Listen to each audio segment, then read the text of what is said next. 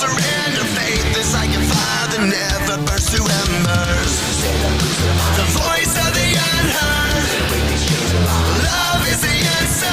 I gotta speak it, believe it, that's how I feel inside. I can't sit here quiet. You can take my heart, you can take my breath when you pry it from the cold dead chest. This is how we rise up. Heavy as a hurricane, louder than a freight train. This is how we rise up. Heart is beating faster, feels like thunder. Magic static, call me a fanatic. It's our world, they can never have it. This is how we rise up. It's our resistance, you can't resist us.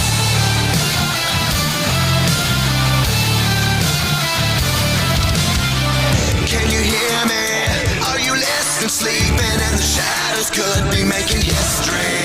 Through the fire, on the water, used to be a slave, but now you are a conqueror. They can take my heart, they can take my breath when they pry it from the cold dead chest. This is how we rise up. Heavy as a hurricane, louder than a freight train. This is how we rise up. Heart is beating faster, feels like thunder. Magic static, call me a fanatic.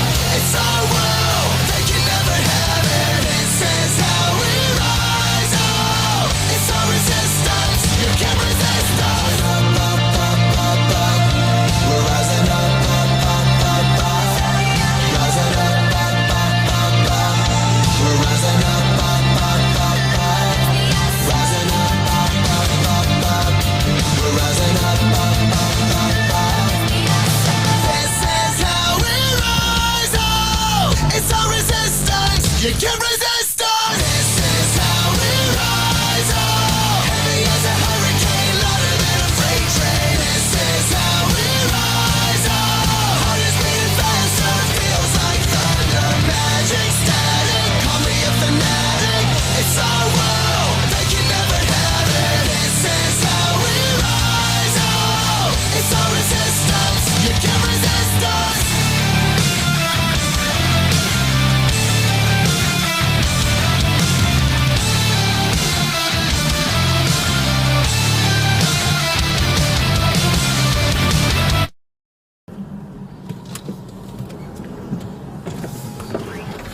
Fucker.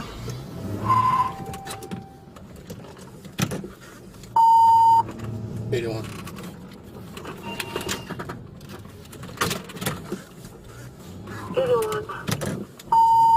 Driver's running away west on Chapel towards Loxley. Hispanic male, orange shirt.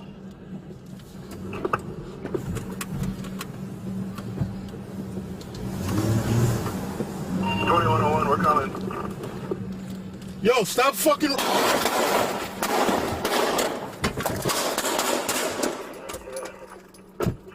Report, sir.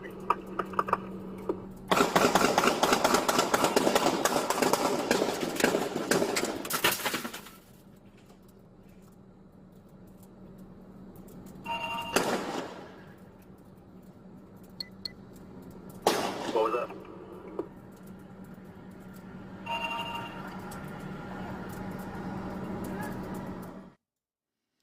So when people ask why I always defend our police department, people ask why, I always stand up and say it's the most thankless job you could possibly do in the country today, and probably I won't say the world, because I think a lot of other ones have more respect for police than we do around here.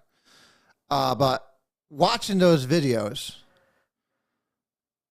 is something that everyone should be watching, especially if you're a liberal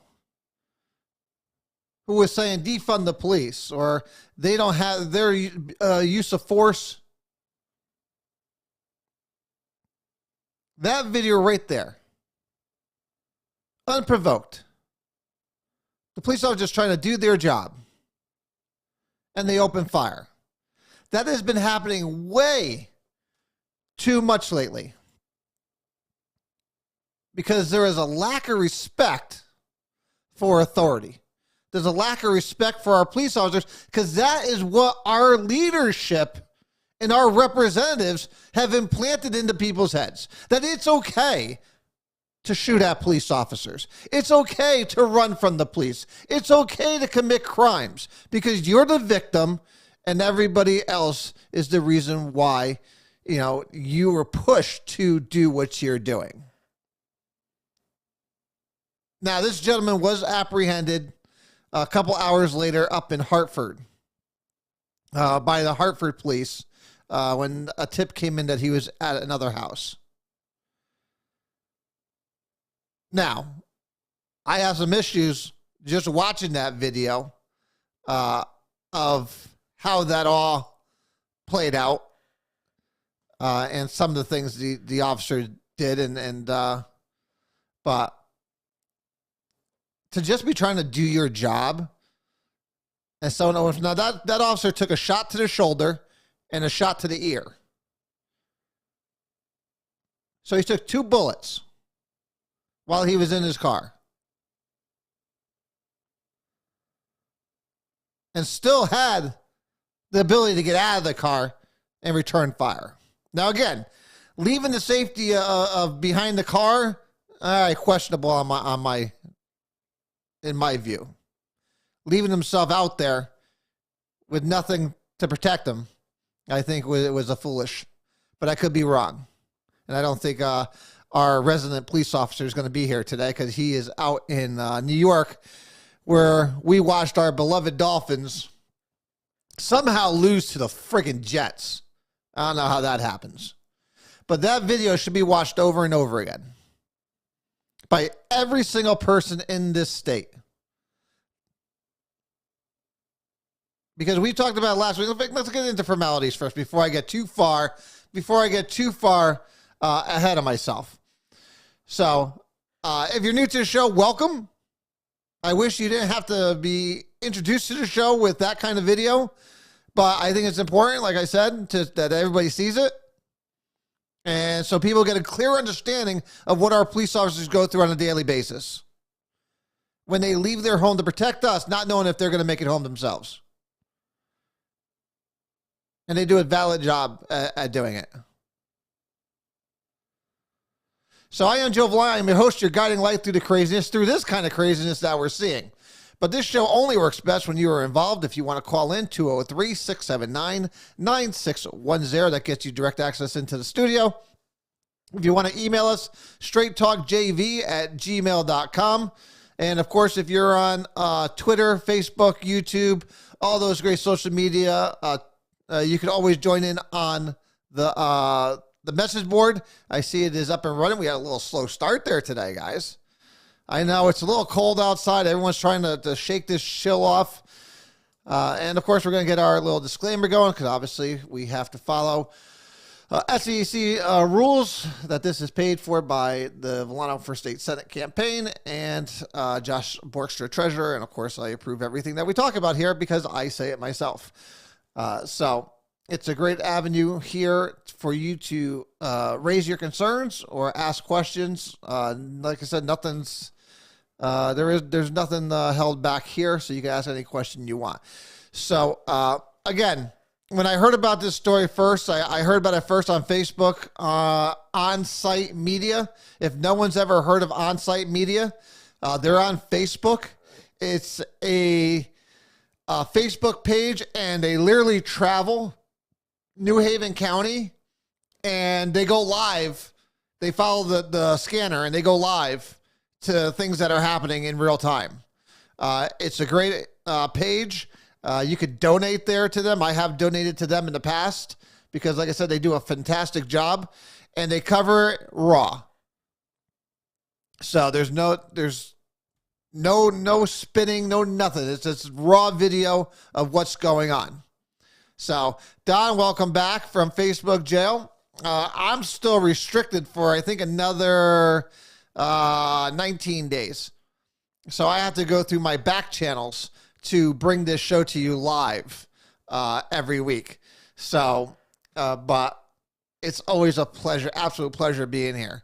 Let's see, what's gone on since we last spoke? We're going to talk about we're gonna kind of circle back and wrap up our whole juvenile car crimes and all those other kind of things. Because listen, politicians have been praising themselves for this juvenile crime bill that they got passed and that took effect October 1st. But we all know what happened on October 3rd here in the city of Meriden. And we're gonna kind of circle back to that because I want to kind of tie some loose ends up and talk about other things that are going on with the juveniles in the city, especially since I had an encounter with them last night. And in fact, I had the police officers down on my street last night because of, in fact, I wish I had grabbed the video off of my Ring camera because I think things were about to go down, and the police, again, did a tremendous job. We'll get into that in a couple of minutes, though. But today, well, first of all, let's go yesterday. Yesterday, I was at St. Jude's, the Meriden Rod and Gun Club. They do their annual St. Jude fundraiser. It is, hands down, is literally my favorite event of the year. And what gets better than that? You could go fishing, you could go shooting, all while fundraising for St. Jude's. And I had a terrific time. Of course, I was just about to leave. I said, listen, I'm going there for a couple hours because I have other things I need to do for campaigning. And Trapper Don's like, come on, Joe, we gotta go shoot. I was like, oh, I can't. I gotta go do some more door knocking.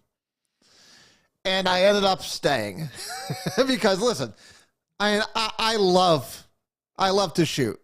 I find it relaxing, and I enjoy it so much. And I had my AR with me, and of course I had my sidearm with me. So I did go up there and pop off a few rounds. Me and Don and my neighbor Eric were shooting bowling pins.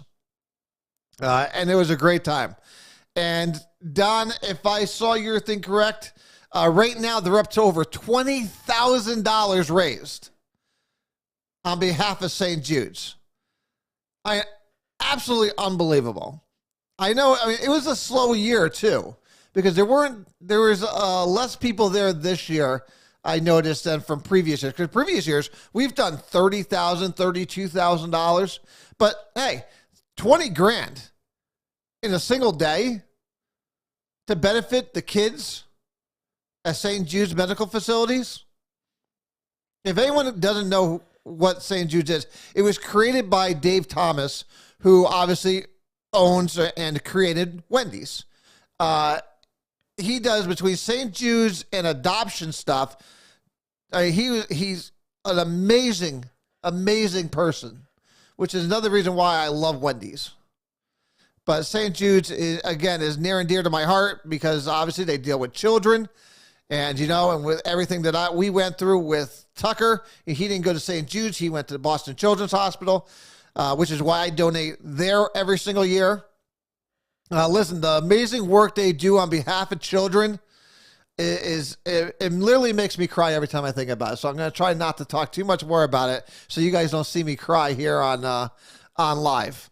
So, but again, to everyone over at the Meriden Rod and Gun Club, again, absolutely phenomenal event. I won myself some, now I'm tearing up. I won myself also some ribs in the raffle. Thank you, Sean. Thank you for correcting that. So I want some ribs. I'm gonna throw those ribs on the smoker tomorrow. So I was really looking forward to the Glock, but I was not fortunate enough to win. But it's okay. Good money spent when it's going to a great place.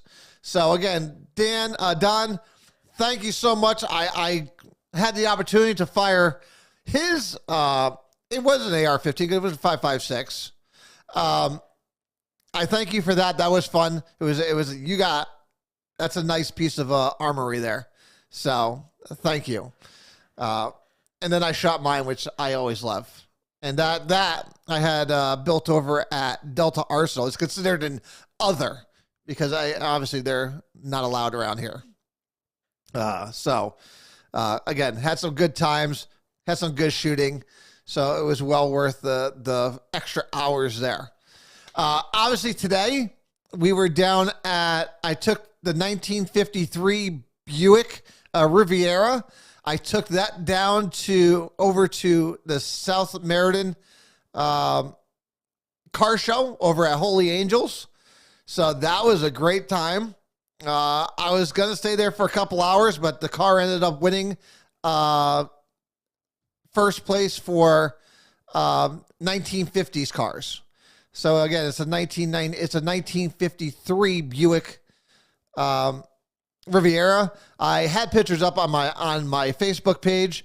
Again, another event that's always well attended. They have a ton of cars. So listen, I'm absolutely humbled and excited that we won in our class. And it was an amazing time. Met a lot of new people. I met a lot of people that just moved here to Meriden. I met maybe 3 or 4 that had just moved here to Meriden. One of them was from North Haven. Another one was from New Haven, and then the other 2, I believe, were for Wallingford, if I remember correctly. And again, they were trying to figure out, about Meriden politics. And of course, where do I first push them? Push them to the show. Go watch. You can see what's going on. I answered a lot of questions that they had.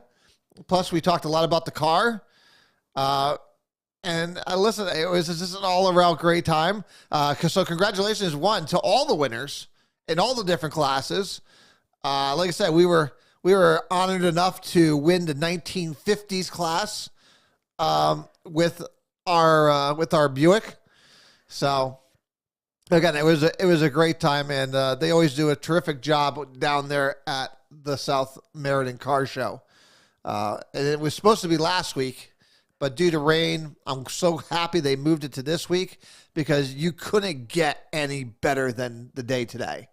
Last week, we would have been trying to rip through mud, and probably most of us wouldn't have gone because you're not going to get that kind of car dirty. I thank Damien for waxing it last night, so I appreciate that. He had it ready to go since I did not have enough time to go and wax it up. It had to be nice and shiny. Over 100 cars checked in, Rich. Thank you. So over 100 cars. It's awesome. I love it. I love it. And I was happy that we had the car here because usually the car is not here. So I grabbed the opportunity that it was here to show it off. And like I said, it was a great time. So congratulations to them. I know they support... Thank you. I was just about to ask that, Bob. So the car show benefits to Christmas in the Village, which they do over there in South Meriden, usually in December, right? Obviously, because it's Christmas. Where they usually block off the street. They usually have a big blast down there. I have to admit, I've never been to Christmas in the Village. I will admit that. And I apologize to everybody in South Meriden. Don't hold it against me. But I have yet to be there. Usually because it's cold, and I'm not a big fan of the cold. Believe it or not, even though I used to, I drag oil hoses, I'm not a real big fan of the cold. But I will go, I promise, and we'll go as your senator elect this year. So, because it'll be my obligation to go as your senator elect and as your senator in the future. So, and I will be excited to go. And just as long as they better have some hot chocolate there, or else I'm gonna be very upset. Either that, I gotta stop at Dunkin' Donuts before I go. So that was going on. We have a lot of what we got coming up. We got Chunk of Treats coming up, which we'll give you guys a list. Guys, we have our debate coming up, and I believe it got moved to October 19th instead of the 17th. So I'm just waiting to confirm that from Eric Cotton over at the Record Journal. When I first got it, was the 17th, but now I'm hearing the 19th.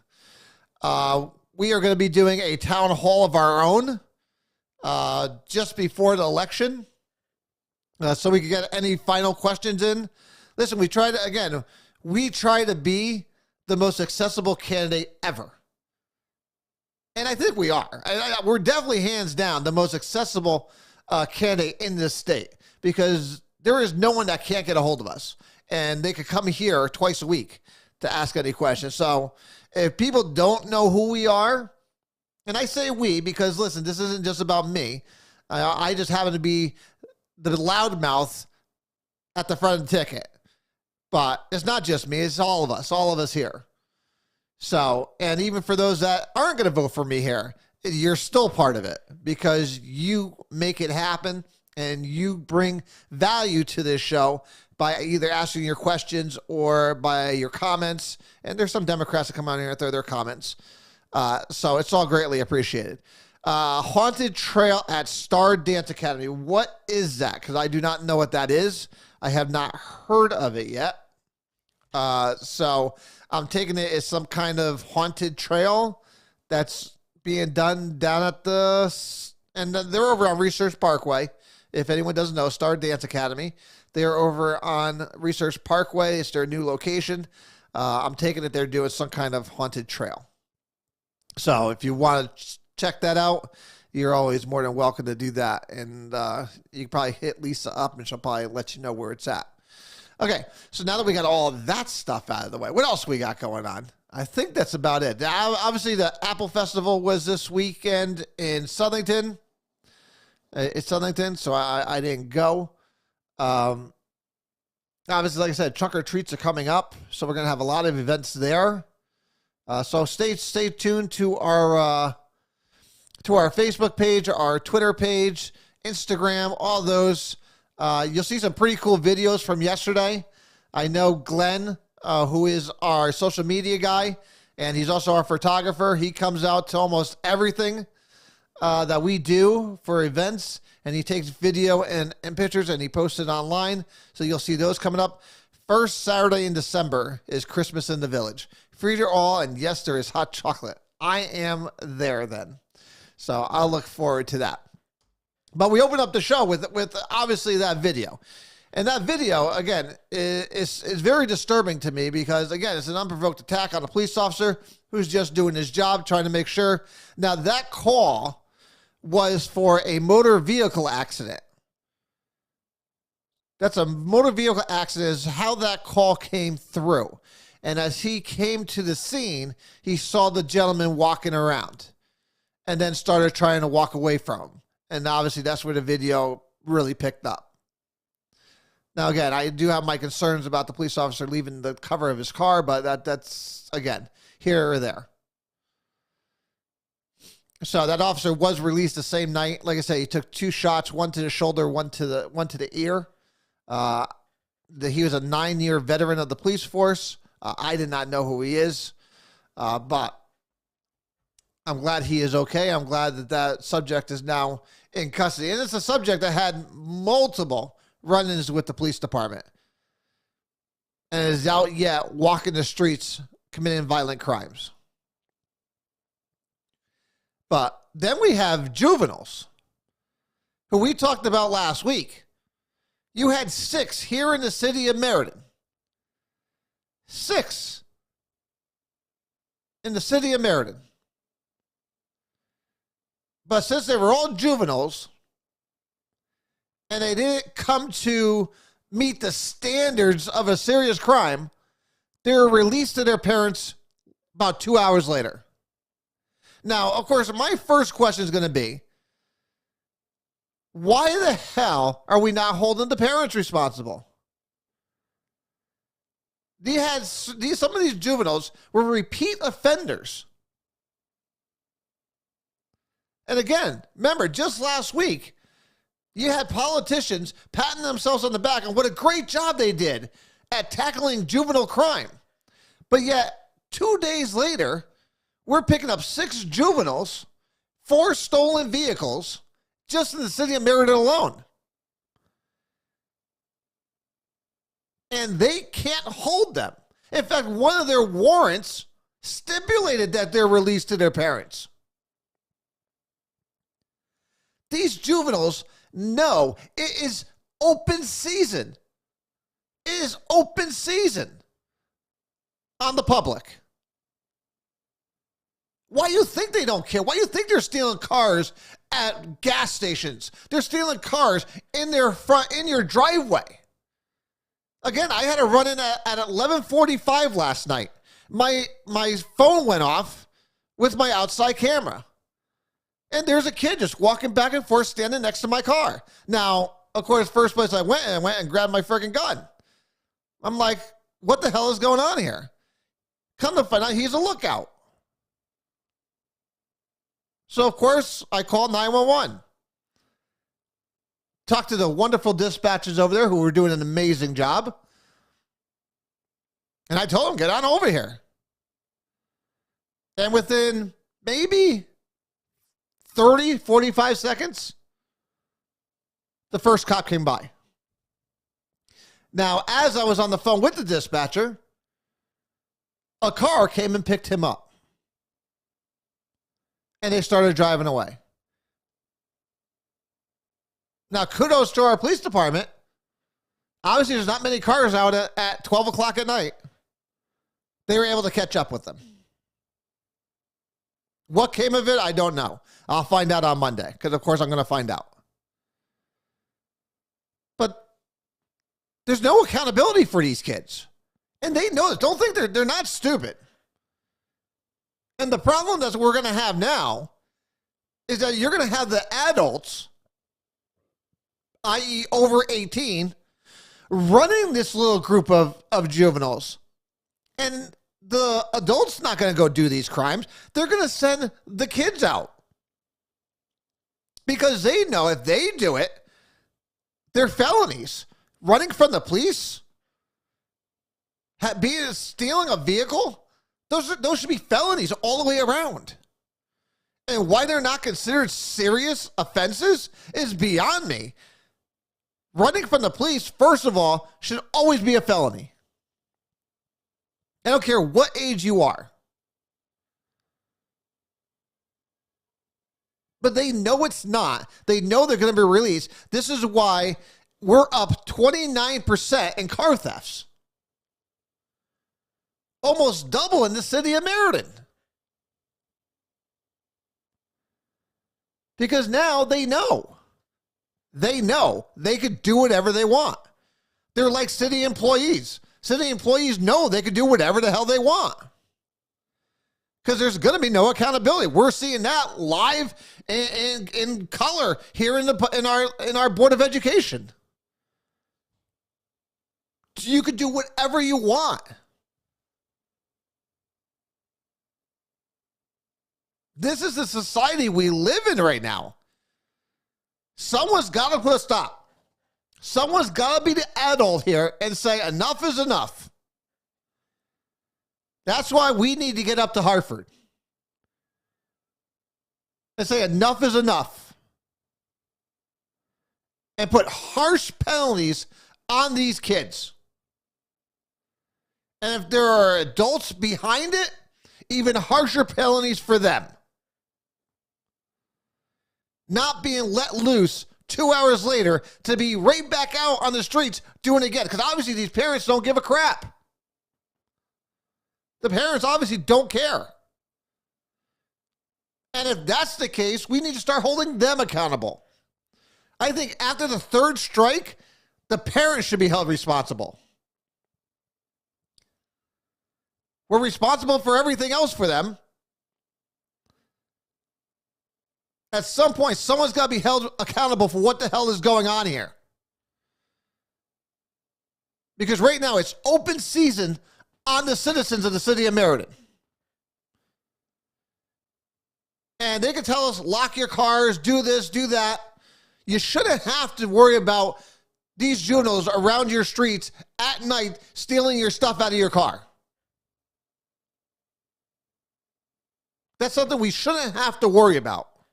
And it's not just Meriden. It's all over the state now. Because now you can't pursue them either. So if they do steal your car and they take off, cops can't chase them. The cops can't chase them. Because again, there is a policy that took place, of course, to brilliant people up in Hartford. No. If they're under 18, you can't chase them. Unless they're violent. Apparently, nothing is violent anymore. I would think a carjacking would be violent. I would think running from the police, I consider to be violent. Because you never know what's going to happen after that.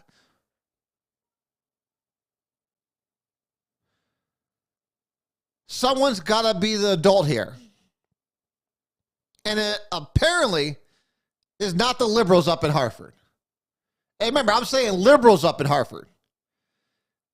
Because I know damn well there's a lot of Democrats that are sick and tired of what's going on. And those Democrats that do not believe in what's going on need to step up and vote the right way this year. Let's forget about all this political, Republican, Democrat. I will never vote for a Republican. I'll never vote for a Democrat. That stuff needs to be thrown out the window. What's more important? The safety of our citizens? A thriving Connecticut? Or a stupid political party? Really? Is there any debate in that? Is there any question about it? Everyone should be the safety and security of our citizens and the economic growth of our state. Because without those two things, you have anarchy. And just remember how Mr. Cardona loves to talk about, well, we need to have a CRB in case something happens. They are making a society, they're creating an environment out there where something is going to happen. And one of these kids is going to get themselves killed. And they're going to try to blame the person that shot them instead of blaming the kids for out there doing what they're doing. Because I tell you what, the first thing I did last night when I saw that kid sitting out there scoping around was grab my 40. That's the first thing I did.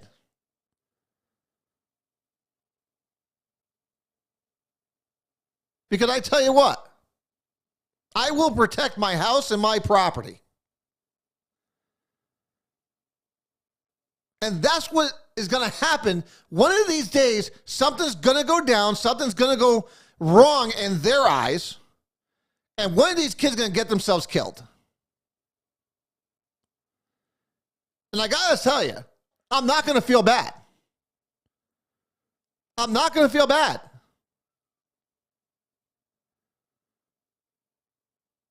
Because what were they doing out there? Again, what were their parents doing? Why is your kid out there at 1 o'clock in the morning?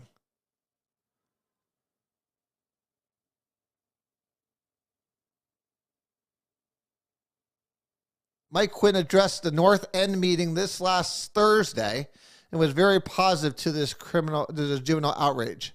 What do you mean positive? You mean he worries about it? And I did see Mike Quinn today. We had a nice discussion. He's a nice guy. I think he's a horrible lawyer. Every time he made a decision in this city, it cost us, tens of thousands of dollars, if not hundreds of thousands of dollars. Horrible lawyer. Nice human being.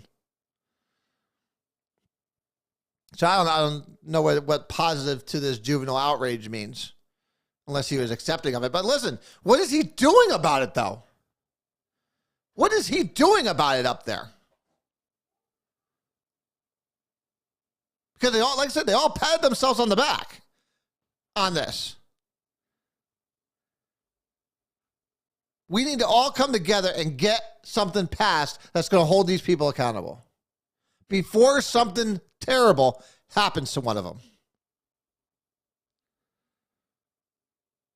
Because holding them 2 years, I think Chief Rosado said it best. Holding them for 2 more hours, which is what the law does, holding them for 2 years, 2 hours more, does nothing for the police department. Other than tie up resources. Because do you realize if a juvenile is being detained, that juvenile has to have a police officer with them at all times. So now you're taking cops off the streets. Now you're taking cops off the streets for an extra 2 hours, which just gives these other kids more of an opportunity to go and do more.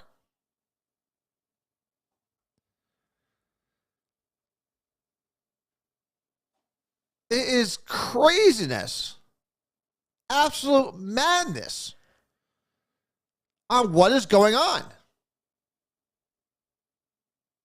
And the public needs to stand up and say no more. Absolutely no more of this.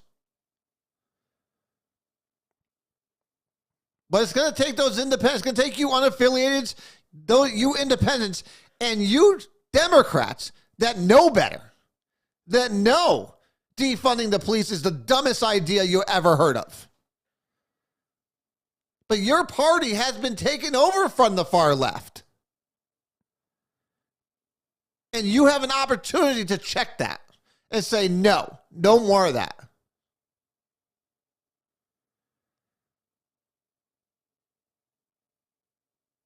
We need to do something now before something really wrong happens. Like I said, before one of these kids get themselves killed. Because that's the only thing that's going to happen. On another note, let's move along here. Let me grab a little sip here of my Kool-Aid.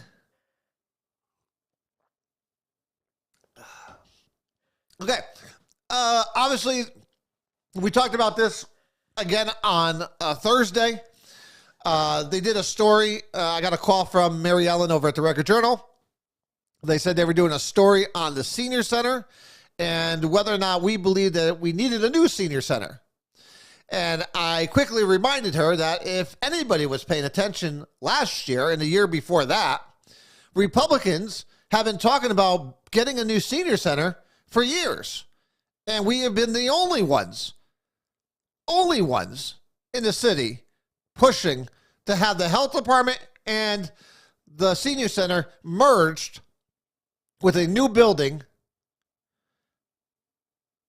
to give them something usable. One, the Department of Health building is I don't believe can be repaired. I think it needs to be knocked down and put back up. I think the senior center now looks like a prison.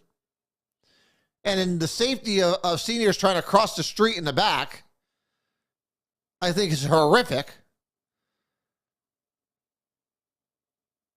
But we've been talking about this for years. And we mentioned it last year during the election that we have ARPA funds that hopefully we should be able to use some of them. And if not, state funding between bonding and grants would be a great way to help alleviate part of the cost of it.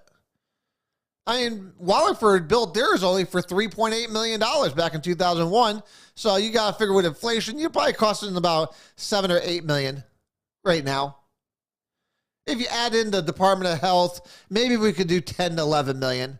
Still cheaper than the library we got. Still a lot cheaper than that, which I think is ridiculous. We're not going to rehash that all out again. But Republicans have been talking about getting a new senior center for them. In fact, when we brought it up last year, Democrats could care less about it. That's why I found it quite funny that they're talking about, oh, the mayor did this, the mayor did that. We've been talking about it. But of course, it's Republicans talking about it. So therefore, the Record Journal does, they don't hear nothing. They're deaf to it. They're deaf to it. Until I quickly reminded her about last year. And it's interesting, some of the reactions from some of the candidates, because that's basically what it is. They asked the candidates, because this was brought up by a city resident, Linda Iglesias, who no longer visits the senior center, but goes down to the Wallingford Senior Center. First of all, I didn't even know you could do that. I thought if you lived in Meriden, you had to go to the Meriden one, and I thought you had to be a resident of the city or town to go to their senior center. I guess not. So that's where she goes. So, but some of the candidates' reactions I found was a little interesting. Obviously, Lou Arata was for it because, like I say, he was for it. We were all for it last year, so that was no big surprise that he was all for it. Jack, he's for whatever you ask him. That's one thing I noticed about Jack. So, I'm talking to when I sit there and do my I do my walk arounds and my door knocking, and some of them would say, "Oh yeah, some of this one came here, this one came here," and everyone who tells me that Jack, who's running against Lou in the 83rd, he's like, yeah, he disagrees with whatever you say. I was like, no pushback, no nothing, no elaborating on things. No, he disagrees. So I see that to be a theme of his. So I'm like, okay, does he not know what he's talking about, or is he generally just trying to appease you to try to get your vote? So, which I found interesting. Of course, when I spoke about it, of course, I said exactly as I did. I think that the health department and the senior center should be in the same complex. I think we should move it. Again, my two areas where I wanted to go. I wanted to go on the green. It's my number one choice. You could either put in two spots on the green. One where we were going to put the apartment building on the northeast corner of the green. They were going to put those apartments there. So I would like to put it there. That's my number one choice. Either that or the lot across the street of the green. That gives them access to healthcare, gives them access to the green, gives them access to a lot of things. So that's my favorite spot. Then my other one was the one I think Dan Zabrowski wants. And that's over on Cook Avenue. And I think if you knock down the medical facility over there, I think you could probably put it better over there. Then you do have the linear trail, which I really don't see seniors using.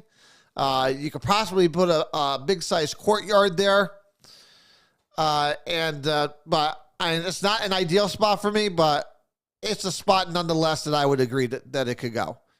Cook Avenue would not be the best location, but it's a good location if we needed it to. So those are my two spots. That's where I talked about. If you have not read this article yet, it's on the front page of the Record Journal today. And of course, I said if elected, I would be pushing for state grants and other funding made available to alleviate the costs to the taxpayers of the city of Meriden. Obviously, that's my job while I'm up there, is not only to advocate for you, but to help bring additional funding to the city so we could grow and build good structures that will be beneficial to our citizens. So that's what I would do. And then I was reading my opponent's response, and it's your listen. This is the response you give when you don't know anything of what's going on. This is the typical response you would give, and this is the response both sides would give. A Republican or a Democrat would give if they have absolutely no idea what is going on. And she said she supports the needs of assessments to weigh the factors before making a decision and intends to back the community. So that basically says, if you can read the stitches on the fastball, as the great Rush Limbaugh would say, is that she has absolutely no idea what you're talking about, but thinks it's a good idea to throw a study because we all love to waste money. So that's basically what it says. Listen, she is a woman who has done nothing for the city of Meriden. She has done nothing to advocate for the taxpayers or the citizens of Meriden. Her one interest is one interest alone, and that's the unions. That's all she cares about. And that's all she's going to care about when she gets up there. She's going to care about nothing but the teachers' union or any other union. So that is the first response. When I read that, that's the first thing I thought. I said, she has no idea what we're even talking about here. And then she went on, hearing the voices of our seniors regarding issues that affect their quality of life is essential, which is why I support the needs assessment. All sides of an issue need to be addressed before any money is spent and a decision is made. Our seniors deserve a clean, healthy, and safe environment for recreational and sports services. The decision is ultimately up to the local officials, but as senator, my job is to support the community to whatever the needs might be. You are a resident of the city. You are the local. You have a big, your opinion means a lot coming from a senator. But again, you know nothing of this subject because you're not in the trenches like we all are. That's all this statement says. It is absolutely crazy. You could put a parking space over there. Listen, we could debate back and forth on which location would be best. For the sake of the seniors, who most of them don't drive, the green would be the best. The skate park, I know, is being pushed back a little, but I think there is still, the plan still is going to go forward eventually. But again, everybody has a voice in this matter. And anyone who's been paying attention to about this matter for the years that we've been talking about it, we don't need a study for this. We don't need a study on this. We don't need to spend hundreds of thousands of dollars on a study. We've been talking about this for years. People have been studying this for years. The senior center is dangerous trying to cross back there. Again, to me, I was there for the Filler Up did a sponsorship for that from Henry, who is a World War II vet. We celebrated his 103rd birthday. And I tell you, every time I walk into that building, I feel like I'm walking into a prison. It's very cold. It's not warming other than the people there.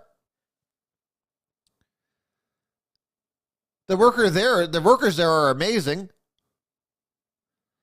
Liz does a great job with the entertainment section of the seniors center. But there's just nothing for them to really do. And I think this is long overdue. This is well long overdue. And hopefully, when we're elected, we're going to make a huge push for it. And finish what we started talking about a year ago.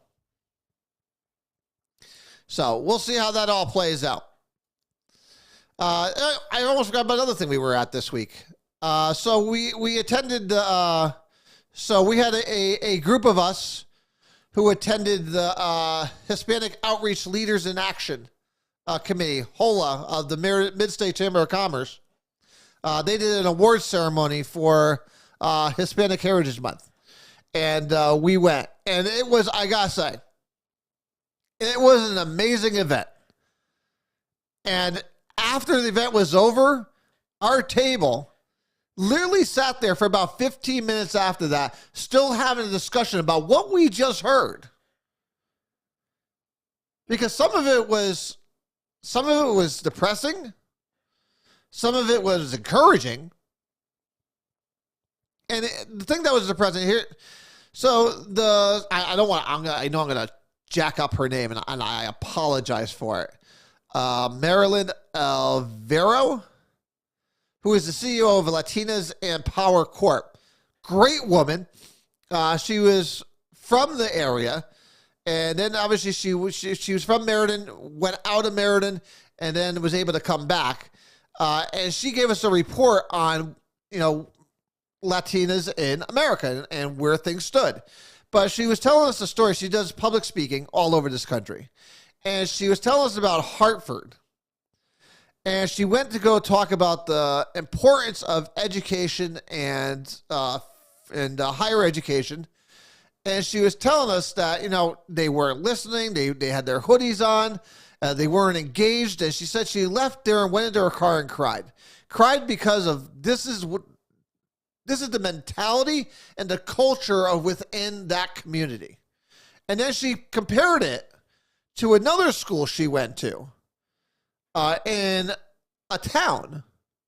And she said they were engaged, they asked questions, and how happy she was to interact with these kids. And so the main question I had was, okay, we see the disparity here with the inner city kids and the outer city kids, the suburbs kids. What do we do about the inner city schools? And how do we get these kids engaged? And nobody had an answer. Nobody had an answer. Hell, nobody had a starting point. So I got to tell you, it is a top priority for me. Because I hear those stories, and it does. It makes me sad. Because these kids don't realize this is the best time of their life. And they're going to let it wash right by them. We need to do something. Now, I know me and Elmer had a long discussion about it. He's on the board of ed here, and he's doing some great things trying to get the Hispanic community more involved in what's going on and maybe new inventive ways of teaching these students, especially students that speak little English. But I think what she was talking about is a bigger picture, a bigger problem. And I think it's more of a cultural problem or a family problem. So we need to figure out why these students aren't engaged as much as their suburb students. And we need to figure out how we can help them in the best way. But how do you partner with families that just don't care? And that's the problem I have with even when the last story we talked about with juveniles. How do you partner with families that allow their kids to be out in the streets at midnight? How do we partner with families where their kids are on their third, fourth, fifth time and put through the system for stealing cars, running from cops?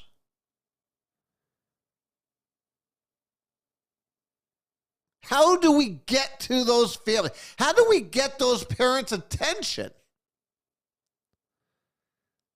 I think it's by holding them accountable. If their child is under 18, they are responsible. Hell, like I said, we're responsible for everything else. As we should be. As we should be. So we as parents have the obligation to make sure our kids are behaving in a proper manner. And if they're committing crimes multiple times, it's on the parents to either fix it, hand them over to the police and let them fix it, which I prefer not to do, or we start holding people accountable. Like I said, something's got to give. We can't continue with this. Status quo is no longer able to be done. The status quo does not work. We need to work with the police departments. We need to work with the mental health departments and come up with a game plan to tackle this. while I try to be sympathetic to one situation,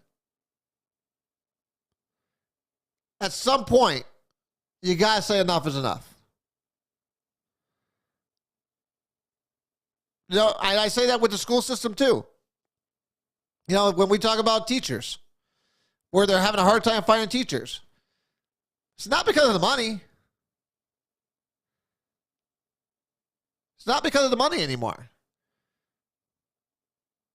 It's because of these disrespectful kids that you could do nothing about. It's about school systems that are just playing number games. You know, we talked about, the climate specialists. The only reason why they're brought in is so that those kids don't make it to the office. Therefore, if they don't make it to the office, they're not a statistic. Calm them down, throw them back in class. Let them be disruptive again. You bring them back to the climate specialist. Because the state was getting on their asses that too many kids were going to the office. You know, this year, they said, hey, if you're tardy this year, you're going to get detention because, again, late last year and this year, the state's like, we got too many people being tardy. So now the school would rather you be absent than come in late. Because they don't care about that number. They just care about this tardy number. They need to stay off their ass. So we're going to focus on this number. Again, the same thing happens in corporations all the time. When you play a numbers game, when you play to match a number, you're not getting to the root cause of the problems. And you just play like a dog trying to catch its tail. That's all you do. You just run in circles.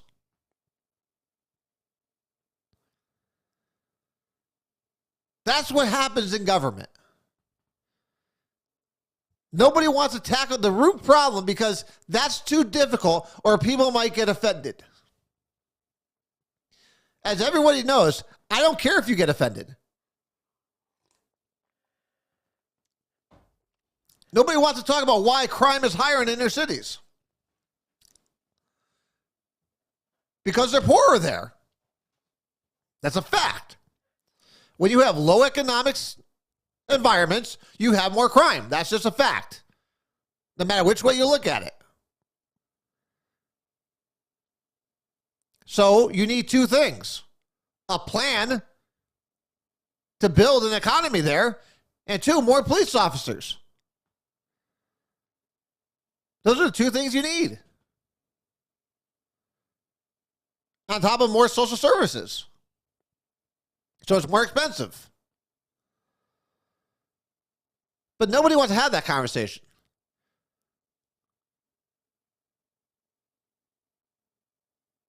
It's craziness. It is pure craziness. But again, we have representatives and leaders in our community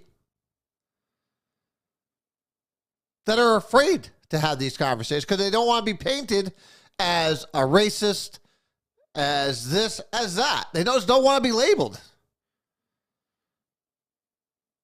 They don't want to risk offending somebody, which is why you can't talk about transgender boys playing in girls' sports.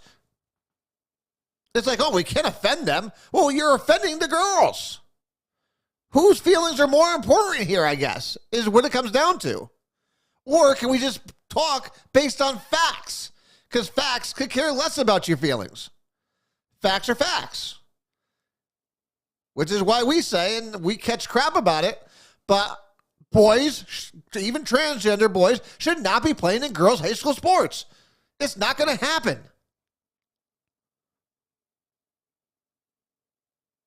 It's just wrong. It's unfair for people that talk about equality and equity all the time. These poor girls are taking a beating out there. It's craziness. But again, the woke left doesn't want to offend anybody. Well, you're offending me. You're offending a lot of girls. You're offending their parents. But that doesn't matter because you're not the group they're after.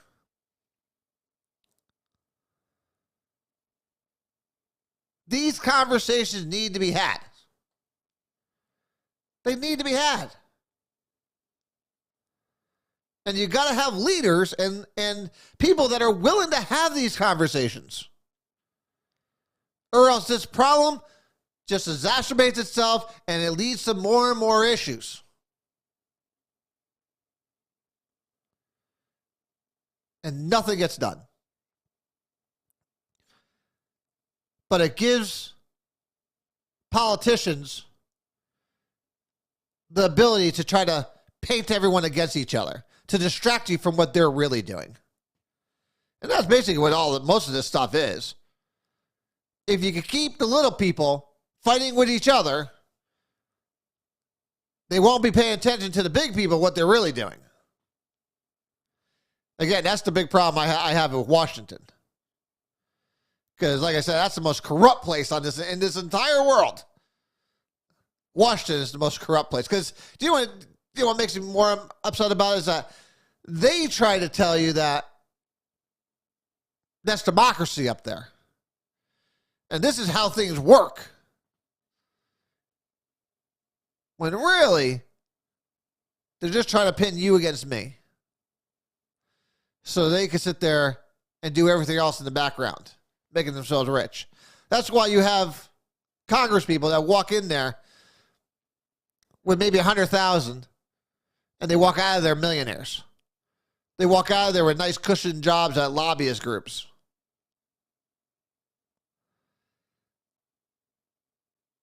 It's all designed this way. But we can stop it. We can if we all work together. If we all work together to hold elected, again, we need to, not only do we need to hold the citizens accountable, we need to hold politicians accountable. Listen, I'm not always right. And I got to tell you, when I get up there may be things that you don't agree with me on.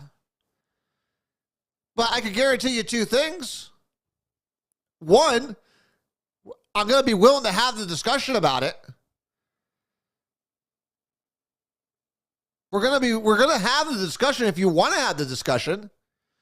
And then two, we can either agree to disagree or we could find a compromise. Maybe there's a compromise we could find.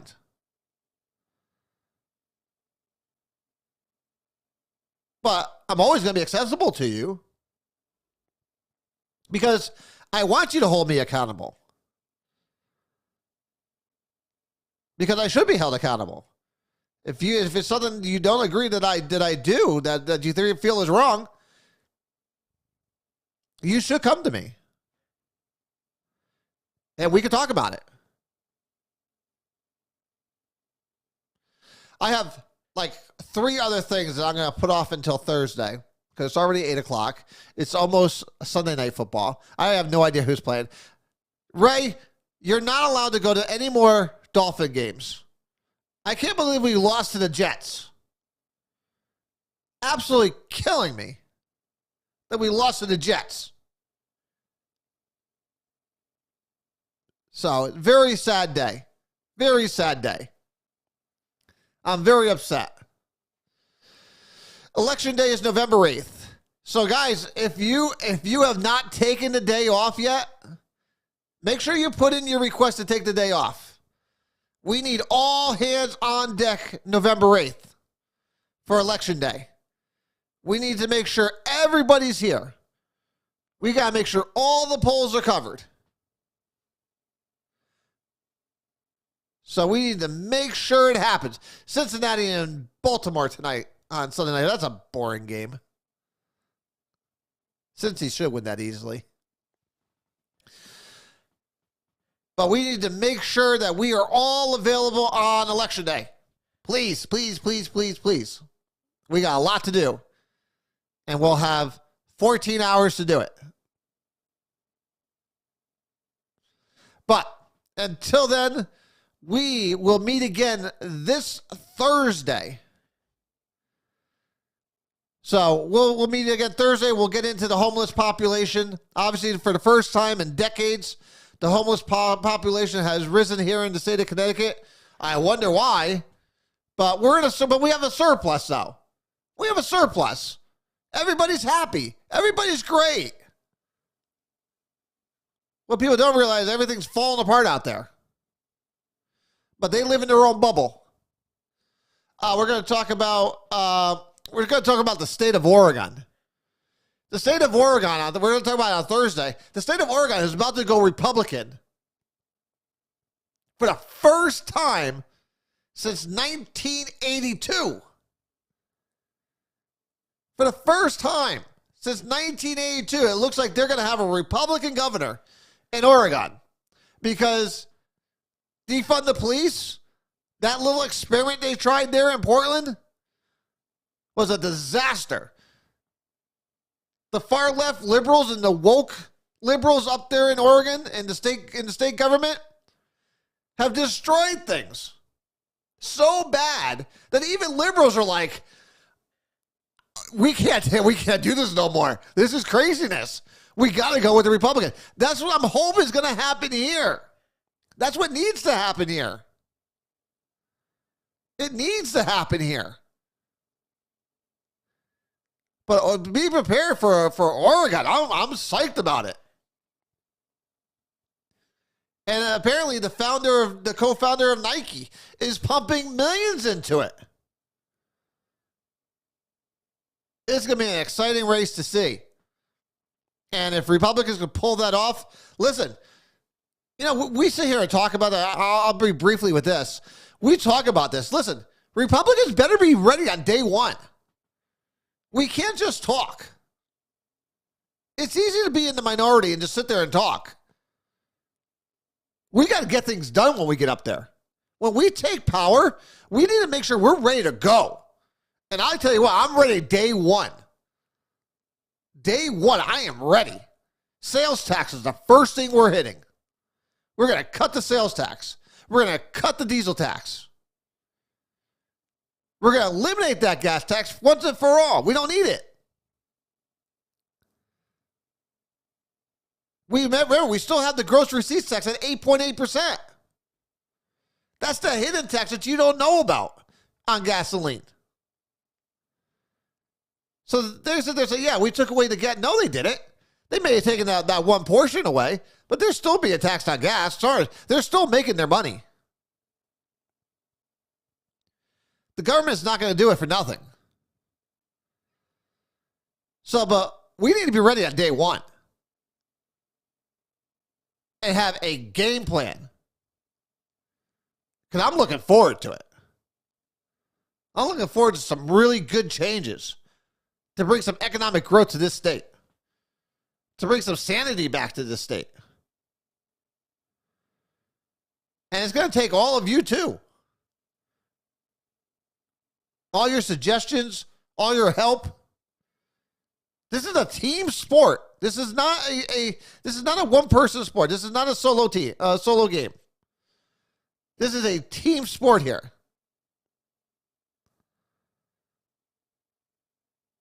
So, be ready. Again, and let's make sure that we're ready to go on November 8th. Make sure you have the day off. Guys, until next time, we'll see you again on Thursday. Obviously, I love each and every one of you guys. Again, I thank you for being here. It's always a pleasure being here with you guys. So until Thursday, guys, God bless you. And as always, God bless this amazing country of ours. I love you guys all, and I will see you Thursday night.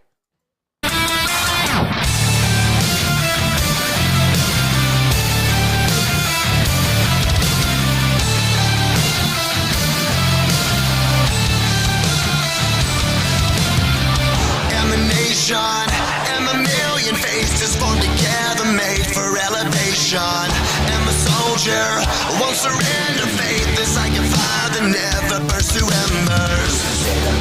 The voice of the unheard. Love is the answer. I gotta speak it, believe it, that's how I feel inside. I can't sit here quiet. You can take my heart, you can take my